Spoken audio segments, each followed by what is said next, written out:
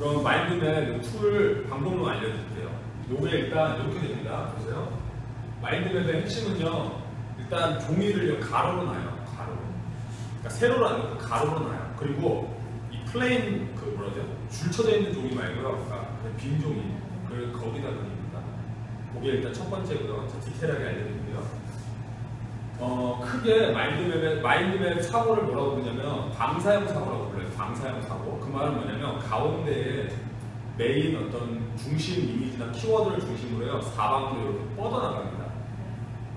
근데 이 뻗어나가는 거는 문장으로 나가는 게 아니고요. 키워드 중심으로 나가요. 요거 일단 기억하시고요. 그래서 중앙에는요, 이 중앙 키워드 사실 저기 뭐야 오리지널에서 배우면요, 여기를 키워드 플러스 이미지라고 해서 이미지를 넣어야 돼요. 사실 이미지가 들어가야 돼요. 근데 빠르게 긁다 보면 이제 여기다 그냥 글자만 넣어요. 동그라미 치고. 사실 이미지가 정석이에요, 원래는. 자, 큰 틀부터 알려드리고요. 그 다음에 가지들이 이렇게 뻗어나가는데요. 이 가지들이 이 첫 번째 가지를 주가지라고 해요. 주가지. 그 다음 뻗어나가는 게 이제 뭐 2차 가지, 뭐 이렇게 불러요. 아니 뭐 메인 가지, 세컨 가지 이렇게 가는 거예요. 이렇게 계속 뻗어나가는 거예요. 이렇게 가는, 이게 마인드맵이에요. 이렇게 가는데 중요한 건 여기에 올라가는 건 키워드, 단어가 올라가는데요. 그 키워드는요, 요 가지 크기대로 올라가요. 요 사이즈. 그래서 그러니까 뭐 만약에 글자가 길어지면 요 가지도 길어지는 거예요. 요걸 아셔야 돼요. 그러니까 진짜 메인 마인드맵 그리는 원리가. 그리고 글자 크기가요, 1차 가지는요 글자가 이만하다면요 2차 가지는 좀 작고요, 점점 작아져요. 이 크기로 보는 거예요. 크기로. 이렇게 합니다. 그리고 마인드맵을 읽을 때는요 어떻게 읽냐면요, 요 한 가지당은요 이렇게 위에서 아래로 보시고요, 전체를 보실 때는요 가지가 좀 뻗어나가겠죠. 그러면요 가지를 읽을 때 시계 방향으로 읽으시는 거예요. 그러니까 1, 2, 3, 4, 5번이에요. 1, 2, 3, 4, 5번. 사람들 헷갈리는 게 1, 2, 3, 4 막 이렇게 하거든요. 이게 시계 방향으로 가는 거예요. 네, 이거 이해하시고요. 그리고 이 가지들은요 숫자에 대해서는요 뭐라고 안 하는데, 제가 이제 기억법 공부를 하다 보면 무슨 원리가 있냐면 기억법 원리인데요. 매직 넘버 7이라는 개념이 있어요. 저희 영어법을 공부해 보신 분들은 아실 거예요. 매직 넘버 7이라는 개념이 있어서 이게 뭐냐면, 순간 단기 기억을 사용하면요, 단기 기억, 순간적으로 기억하는 거를 활용하면요, 사람이 7가지 정도 단위는요 다 기억해내요. 빠르게. 그걸 넘어가면 이제 과거가 걸려요. 그래서 여기에 플러스 마이너스 2에서 사람마다 편향 차이가 있는데 5에서 9가지 정도는요 한 방에 나옵니다. 그래서 잘 기억해 보시면 알겠지만, 저 영어 포럼, 잉글리시 포럼 공부할 때 하나의 그 어떤 행동 단위를 정했을 때 거기서 나오는 그 의미 단위가 몇 개가 돼요? 보통 5개에서 9개만 제가 뽑으라고 그러죠. 그게 그 원리가 들어가는 거예요. 이렇게 갑니다. 그래서 이 가지도요 이렇게 가시면 돼요. 이 가지가 만약에 여기를 넘어간다. 그럼 어떻게 하면 될까요? 그러면 메인 가지 하나 더 만들어가지고 2개로 끊어버리는 거예요. 그러니까 여기서 만약에 요 메인 가지에서 만약에 7개가 넘어갔다 그러면요, 이 2가지를 2개로 나눠서 한 4개, 3개 이렇게 해서 깨는 거예요. 그래야 훨씬 더 편하고 쉽습니다.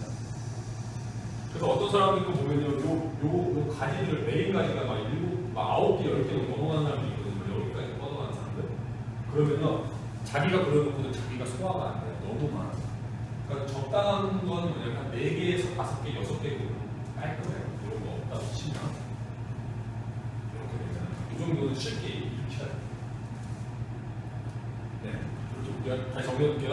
중앙에 메인 이미지 넣고요. 그 다음에 가지별로 이야기가 확장해 나가는데 중앙에 키워드들이 들어가는 거예요. 그리고 어떤 사람들이 마인드를 잘못 그리는 사람이 이렇게 하는 사람이 있어요. 가지, 보조가지 이렇게 가는 사람이 있거든요. 이렇게 가시면 안 되고요. 요 키워드는요 반드시 가지 위에 올라가요. 네, 이렇게 가는 거예요. 그리고 제가 이 펜이 2개밖에 없어서 그러는데, 사실은 첫 번째 가지를 블랙으로 갔으면요, 세컨 가지는요, 두 번째로 갔거든요, 다른 색깔로 바꾼 겁니다. 다른 것이 다른 색깔로. 이게 왜 그러냐면요, 이 컬러도 되게 중요한 게, 마인드맵은요, 그 전에 필기법 보세요. 이거랑 비교해 드릴게요. 그 전에 필기법은요, 일단 세로로 놓죠. 세로로 놓고, 이렇게 나갑니다. 이렇게. 이거는 어떤 논리성 측면에서 굉장히 좋아요. 정리가 되기 때문에. 근데 이거는 좌뇌가 지금 하는 거고요. 좌뇌의 반대쪽에 있는 우뇌가 보통 좋아하는 어떤 사고는요, 컬러, 어떤 움직임, 뭐 이런 걸 되게 좋아하거든요. 그래서 그거를 동시에 딱 집어넣는 거예요. 그러니까 이런 시계 방향으로 하는 논리성 플러스 색깔 여러 가지 쓰면서요, 우뇌까지 발달시키고 거예요. 그래서 마인드맵을 공부를 하면 할수록 좋은 게 좌뇌, 우뇌가 동시에 발달이 돼요. 네, 이렇게 갑니다. 네, 요게 답니다, 사실은. 요게 다예요. 근데 마인드맵은 이제 큰 틀은 여기까지 정리를 하고요. 요 가운데 들어갈 때 분야를 봐야 되는데, 요 가운데 들어갈 때 분야를 봐야 되는데, 이거는요, 절대적인 게 없어요. 마인드맵은 언제나 상대적이에요. 예를 들면, 가족에 대해서 한번 마인드맵 그려볼까요? 그러면요, 어떻게 되냐면요, 가족, 뭐, 아버지, 어머니, 동생, 누나, 이렇게 나오겠죠? 그럼 또 아버지 하면 뭐가 떠오를까요? 뭐 취미, 일하시는 거, 뭐 나이, 뭐 이렇게 또 떠오르겠죠? 이렇게 가는데, 지금 내가 포인트 잡은 게 가족이니까 이게 메인 중앙에 오는 거고요. 만약에 포인트를요, 아버지를 잡아보세요, 아버지. 그럼 이게 상대적으로요, 싹 바뀌어서 얘가 중앙에 오고 나머지가 뻗어나가는 거예요. 그러니까 아버지, 그러면 한 가지는 가족인데, 가족 중에 가장의 역할인데 이렇게 뻗어나가는 거고요. 아버지가 만약에 중앙이에요. 그 다음에 아버지는 나한테 아빠고 뭐 이렇게 뻗어나가는 거예요. 그러니까 이 개념은 상대적인 거라는 걸 일단 아셔야 돼요. 절대적으로 하나 딱 정해서 하는 게 아니고. 네. 자, 이렇게 하시면 되는 겁니다. 이렇게 하시면 되고요. 조금 더 가볼까요?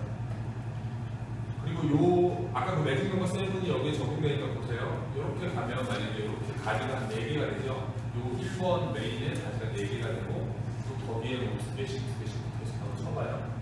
그러면 요거 공부하는 건 어떻게 공부하는 건지 제가 알려드릴게요. 어떻게 공부하는 거냐면요, 재밌는 거 보여드릴게요. 요게 지금 몇 개예요? 5개죠? 가족에 대한 가지가 5개죠? 아버지에 대한 가지가 4개죠? 또 이 중에 아버지 취미 뭐 2개죠? 이렇게 가는 거예요. 쉽게 얘기하면요, 이걸 전체를 한 번에 먹으려면 이것도 복잡해져요. 아우, 이렇게 많은데 이거 하나 보는 겁니다. 딱 하나. 그러면 여기서 볼 거는 이거밖에 없습니다. 아버지 하면요, 취미와 아버지 하는 일, 나이와 뭐 습관, 그리고 내 가족, 우리 가족. 요것만 보기 때문에요, 아주 쉬워요. 요거 4개만 딱 기억하시면 돼요. 그 다음에 포인트만 바꾸시는 거예요. 취미로 딱 바꾸는 순간 요것만 넣는 거예요.